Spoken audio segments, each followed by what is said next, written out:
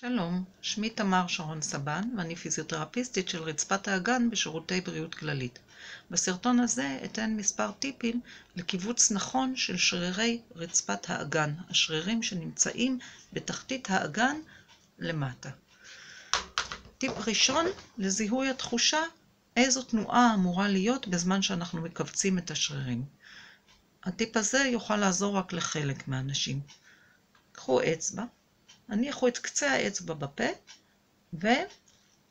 ותמצצו חזק. חלק מהאנשים תרגשנה תנועה של קיבוץ ברצפת האגן. לא ככה אנחנו מכווצות את השרירים, אבל זה נותן לנו מושג איזו תנועה צריכה להיות. טיפ שני, תנוחה.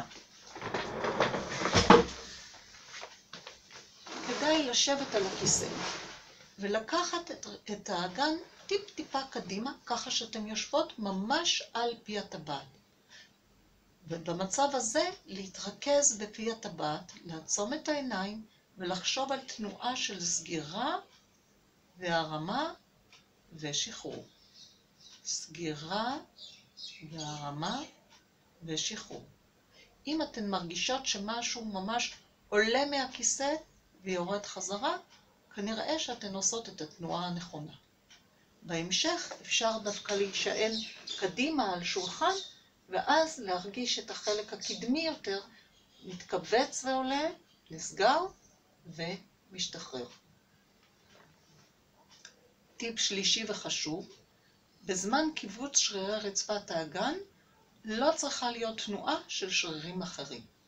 אם אתן מכווצות ומשחררות, מכווצות משחררות ועולות ויורדות בכיסא כמו שאני עושה עכשיו, כנראה שאתם מכווצות את שרירי הישבן ולא את שרירי רצפת האגן שהם פנימיים בלבד. כדאי להניח יד גם על הירך הפנימית ועל הבטן כדי לוודא שבזמן הקיבוץ אין תנועה של הירכיים ואין תנועה של הבטן. יכולה להיות תנועה קלה ממש בשיפולי הבטן, אבל לא צריכה להיות תנועה של קיבוץ של הבטן, שממנה נמשכים שרירי רצפת האגן. התנועה מתחילה מלמטה בלבד ויורדת. כמו מעלית שנוסעת בתוך בניין, אבל הבניין עצמו לא זז. בהצלחה.